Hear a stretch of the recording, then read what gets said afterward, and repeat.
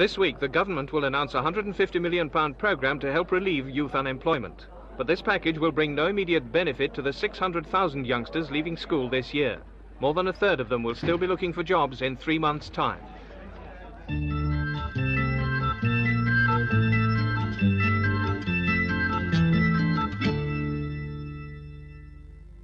Last month, a report to the government showed that unemployment amongst young people had risen 3 times faster than for other groups, and that no real improvement could be expected over the next few years. Tonight, World in Action reports from one of the worst-hit areas, Liverpool, on the problem of school leavers on the dole. Karen Gill has lots of time to practice the organ. She left school last year with 6 passes in her certificate of education. She's still on the dole. I left school last year, thinking that I could find a job with ease. I haven't found a job. I've been unemployed for the last 5-6 months, and I've tried my hardest. I've got 6 CSEs, but that doesn't get you anywhere. And if it did, I'd have a job now. This month, Karen will be joined by thousands more school leavers starting on the dole. When you're on the bus going after a job or going to the job centre, you think it might be a lucky day. You think you might find something that everyone else has overlooked. You never do. On Monday when I was going down the job centre, the girls and lads that left this year, they were all going the careers, and I thought, they're out on the dole, unemployed. And it's very hard to find a job. Even if you've been to a good school and got a few qualifications, it's still very hard, especially if you've no experience at all.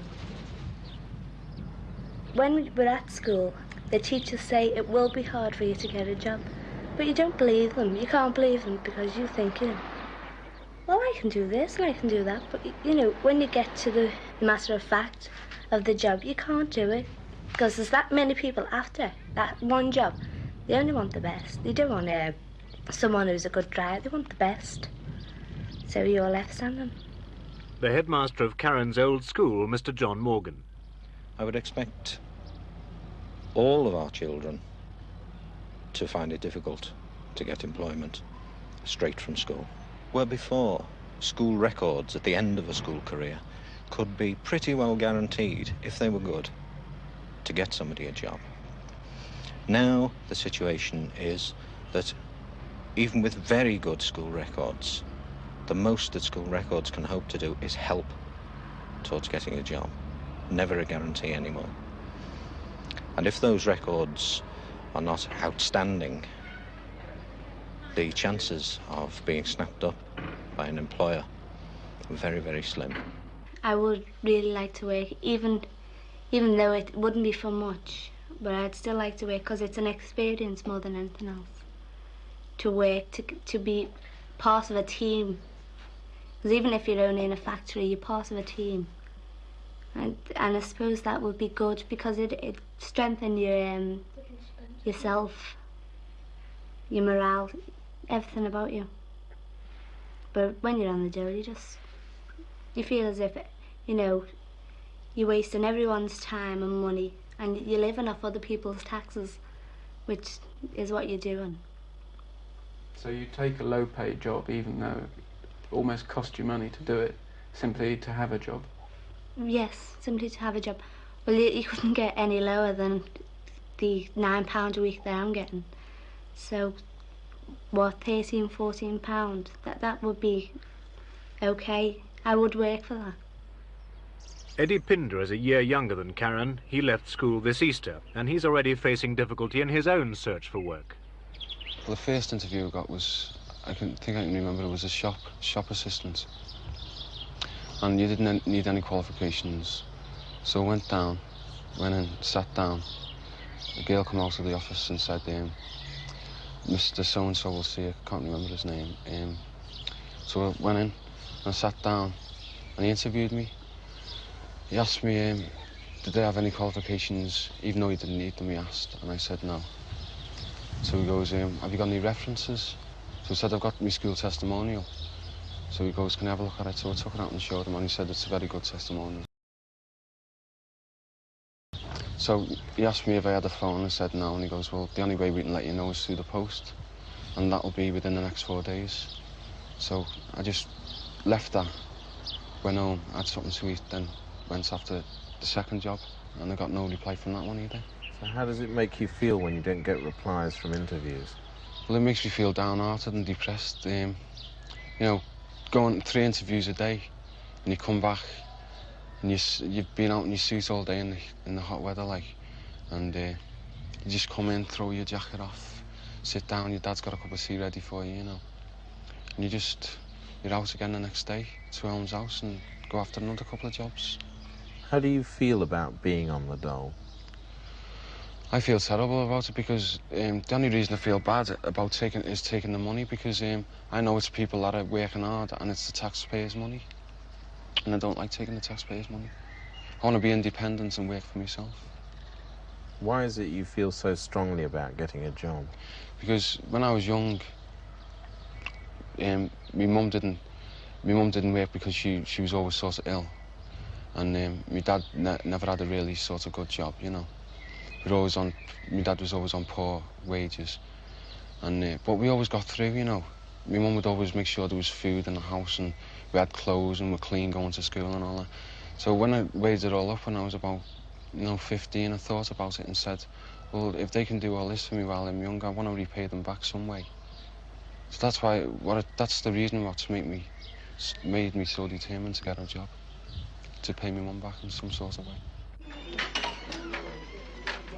To get the latest information on job vacancies, Eddie visits the school's career service every morning. In the afternoons, he often calls in at the job centre to see if there's anything on their notice boards that he could do. And then he reports back to the staff on the jobs they've already sent him for. How did you get on at the interview I sent you to last week? The camera shop one? Oh, well, the manager of the shop talked to me. Yeah. He was busy, you know. And I could tell he was trying to get rid of me, like. So he just talked to me very briefly and told me what sort of work I'd be doing, how much money I'd be getting. Yeah. And he just said, you're not on the phone, so I'll write to you within the next 4 days and let you know, you see. You've not heard anything from him? No, I haven't heard. No. It's definitely sales work you want. Would you consider any other type of work? I just want something to get some money. No, a job to get some money and to help out the family at home. Yeah. So really and truly, you're looking for a job with more money, more so than prospects. This is what you mean? Yeah, but I'd have to like it, you know, to stick it. Karen hasn't visited the local careers office for a couple of months because she thinks it's a waste of time. But today she's come with her father, who's upset because no one has found her a job. He wants to talk to Leslie Roberts, the man who runs the local office. When we made arrangements to film this visit, Les Coughlin, head of the Liverpool Careers Advisory Service, offered to join the discussion. They started by talking about the many further education courses open to Karen and young people like her. But what she really wants is a job. Regardless of what we've been talking about up to now about further education, the point now that Karen is still unemployed now. Yes. And she's searched for jobs. Yes. Now, this is the main thing at the moment. Yes. The longer she's out of a job, like all the other children about, the deeper she's going to get into a rut. Quite agree. Now, we've got people with possibly better qualifications and who still can't get a job. This is any job. Now, where do we go to from there? We've had young people coming in here almost daily. And these people who are at us, like terriers every day, these are the people who are being fixed up. 1 here, 2 there, 3 there, perhaps. You have to be persistent. In the past 3 days, we've had 981. That's a fair figure already in 3 days of youngsters coming to see us after leaving school. I'd sooner hear how many you've provided jobs for rather than how many have come in to see you. How many out of that 900 have you found jobs for? This is what we're here for. A small number, but I've only been able to help those people for whom there was a job here. It would be lovely to have 981 jobs on the counter when they come in. Just a fair percentage, but you've been a satisfactory answer to me, but obviously you haven't given me that answer. Well, can I put it this way? I wouldn't know exactly what our current register is because it leapt up this week, with the school leaving occasion since last Friday. I would guess in terms of the city as a whole, that when we get to August, which is always our peak month for numbers, that I'll be faced with something like 7,000 youngsters, a lot of them school leavers this year. How many vacancies there will be in between, impossible to say. All I can tell you is that when I went to check the other day, with a register probably in the region of 4,000 at the moment, there were 51 vacancies. You've just quoted now, it's 51 vacancies for 4,000. Yeah, on that day. But you still want these children to come running down here knowing that 4,000 of them and there's 51 vacancies. I think it is important that they and we are as active as possible. I'm not in all attempting, I think, to shirk our responsibilities. It's a situation, quite frankly, I'm getting near, as you probably guess, towards the end of my working life, and I'm only so unhappy to think it's the worst situation I've known and in the whole time I've been in this service. And quite frankly, I get very angry about it. Well, can't you understand the way I'm concerned about? I'm Karen's father, not everyone else's father. Indeed, I understand perfectly. And I can well understand, you know, you feel you complain and so on. Would to God we had more power. We can make nobody do anything. The teachers in school always used to say, first impression is very important wherever you go. So I thought, why not wear a suit for an interview for a job, you see? Because it gives you a nice sort of appearance, doesn't it? It makes them think that you're really interested in work. The job centre have given Eddie a number to ring at 8 in the evening for a labouring job, but he's decided to turn up in person to improve his chances. Hello, I'm from the job centre. I was wondering if the vacancy for the labourer was still open. I see. Well, it's only about 20 minutes ago that I decided, because I've had about 4 or 5 applications, and I've interviewed the lads, and as I say, it's just gone, so it's unfortunate. Oh. Okay? Yeah. Well, thanks very much for coming. Okay? Thanks a lot. So.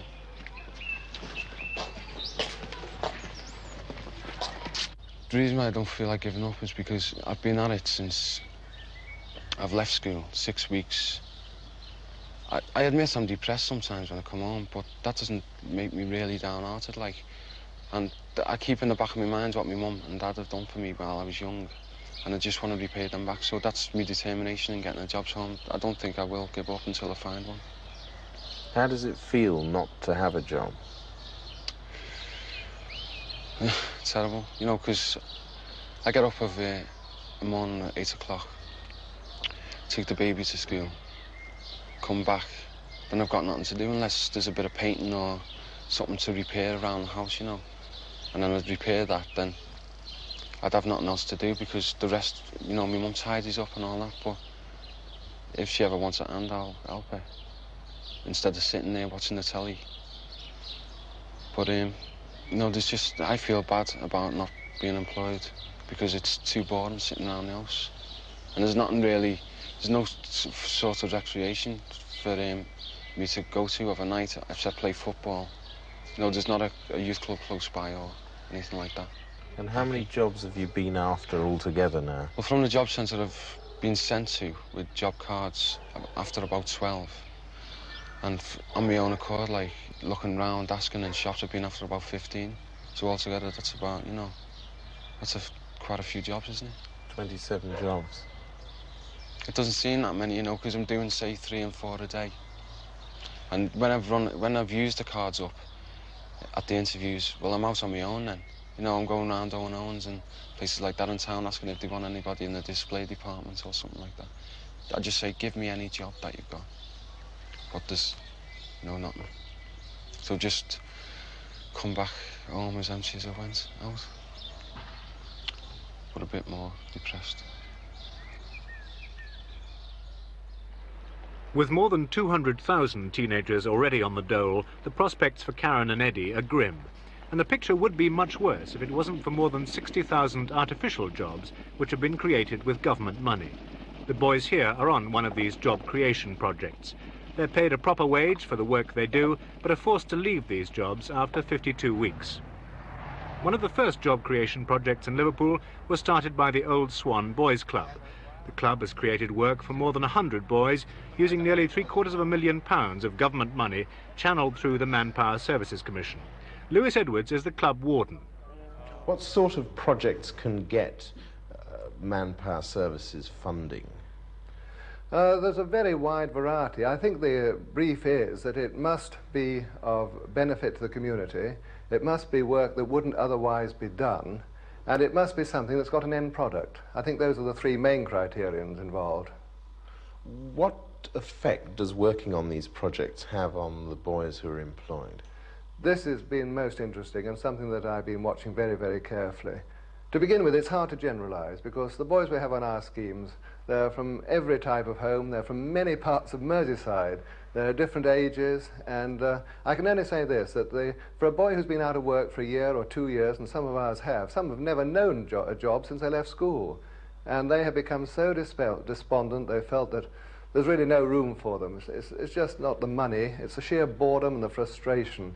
And when the lad in that situation gets a job, the change is electric. One of Lewis Edwards' projects is decorating homes for pensioners and the disabled. We asked two boys working here what they thought about job creation. In 9 months, I'd say I've learned more what I would have learned at college in about 2 or 3 years on an apprenticeship, because there's no theory involved. It's just practical. You just go straight through. You know, with your supervisor teaches you all that you know. And what are the things that you've learned? Well, I'm painting and decorating. I'm confident now that I could go into a room and decorate it and come out and make a good job of it. It's very beneficial in that way. So what difference does being on a job creation make to your life now? No. Well, when I was on the dole, it was very, couldn't do nothing, like. It was just sitting in the house looking in the paper for jobs, but this, it gives you something to do, really aim at, like. Some people have suggested that job creation is in a way phony work. It's been sort of created with government money. No, I'd say that was definitely wrong, because we work a full day. We do a day's work, and we do as much as what a tradesman would do in a day. So, that's all wrong, that. And it's beneficial for the old people, which is mainly what we do, because half of them haven't got the money to get tradesmen in, and we make just as good a job as a tradesman. So it's beneficial to them as well as us, and it's good for the government and all, because they're getting the unemployment level down. So, no, I can't see nothing wrong with it. What difference has having this job made to you? Difference it's made is, besides financial, is it's given me something to aim for. It's given me something to do, to get up in the morning for. Plus the fact that it's got an awful lot of job satisfaction in it. Why is that? Well, when you've been wallpapering a room or painting a ceiling, whatever, you can stand back and say, well, doing something very worthwhile. And, I just feel as though you're doing something positive. Have you got any criticisms of the job creation scheme? The only one is that it should, I think personally, that it should go on for 3 years and come out semi-skilled or something. It's the effects of that. Because 12 months, it's just not long enough. One of their friends is already suffering under this 12-month rule. He had to stop work here just before Christmas. Since you finished here, have you had a job? No. I've been looking, but I just can't seem to find any job at all. So has being on this job creation scheme been of any use to you or help in looking for a job? In help for looking for a job at the moment, it doesn't seem to be any help at all. But working there has taught me some things which I've learned. I'm thankful for learning, enjoyed learning.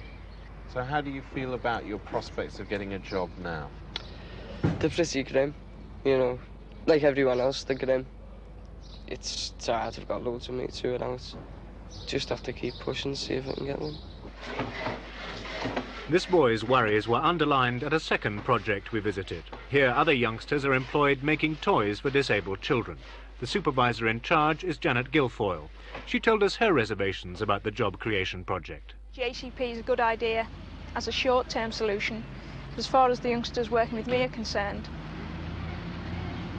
Come September, they'll be thrown back on the dole, maybe some of them for only a few months. How could that be improved? Well, with better training, if JCP was extended so that it covered 2 or 3 years instead of 12 months. Would you want that even if it was at the expense of cutting the number of children who could benefit from them? Yes, I think so. Even if we only produced a handful of well-qualified, well-trained youngsters, that's better than having hundreds of youngsters who have got no qualifications or training. All job creation projects are due to end before March 1978, but the problem of youth unemployment won't end. The government is urgently considering what needs to be done.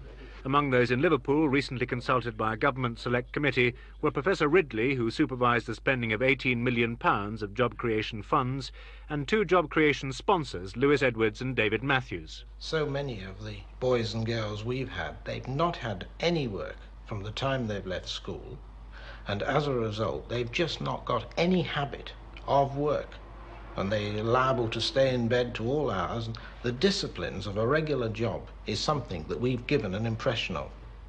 They give up trying, and frankly I don't blame them. What's the use of going to the careers office and the job centre day after day, and then, if they can afford it, a bus ride to an interview where they'll probably find 30 other people waiting, and they know they've no chance of getting the job, and they give up. And this is the greatest value of job creation. It's done something to help these youngsters.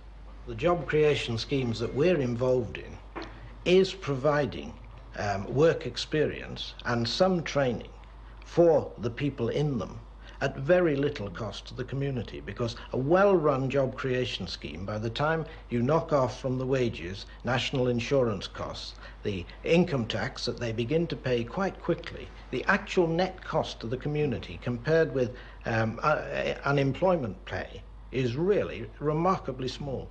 We found that basically and tragically the most important training that we've done are literacy courses.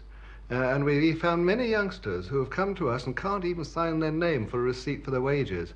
So if only we could have them for longer, we could not only make them literate, we could then put them on some worthwhile course which would make them much more attractive to a potential employer.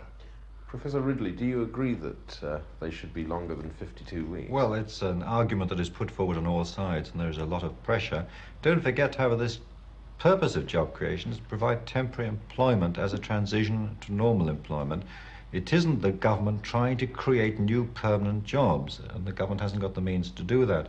I accept very fully that for many youngsters, 1 year is not long enough a period of training. We're now aware that youth unemployment is not a temporary crisis issue, but growingly people realize that youth unemployment, 16 to 18-year-old unemployment, will be with us even if we have economic revival. That even if industry booms, very few firms will be taking on large numbers of particularly educationally disadvantaged youngsters. The productivity will come by slimming down labour forces, not by taking on more. So we have to think of what 16 to 18-year-olds can usefully do to their own benefit and to the community's benefit. As things stand at the moment, what are the prospects for the young people we've been talking to? Well, it sounds as if I'm a prophet of gloom, but I don't think they're very good. The Holland Committee, which looked in the problems of youth employment, said that it thought the problems were probably structural. That means they won't go away with rising productivity or with a revived economy, and that for 10 years, they said, youth unemployment will not be reduced to acceptable levels. And that will be a very tragic situation. And what will happen then? Well, it's a bit like in the old days of the Luddites, when machinery was invented and workers thought they would become unemployed and they smashed the machine. Youngsters are going to see the same sort of thing, I think. And sooner or later, we will have to rethink our working patterns. There's already talk, shorter working weeks for adults, so that instead of adult workers doing overtime, they should spread the work around. We may have to rethink about women, married women being employed, and we may have to think about youngsters not going into normal employment as a rule until much later than at present, doing other useful things. And this means thinking about society and its purpose again. Yes, unfortunately, Professor Ridley is quite right. The future is grim indeed, and seen in the eyes of these youngsters, we can already see the despair. David and I often sit in court and we have to deal with many of these youngsters, and we see what this leads to. And we suspect there are many parts of the country where people just don't realize the urgency, the tragedy that is facing these young people. And unless somebody does something about it, and I don't know who can do it except the government, by creating some sort of opportunities for service, for training, for education, something that is not only sounds good on paper, but something that is acceptable to these youngsters. And they're not all little angels, let's be honest. They're a very mixed bag, but they deserve an opportunity. They deserve a chance to make something of their lives. And if we just let them stagnate, society is going to have a lot to answer for throughout the country as a whole, and I think this is the important message.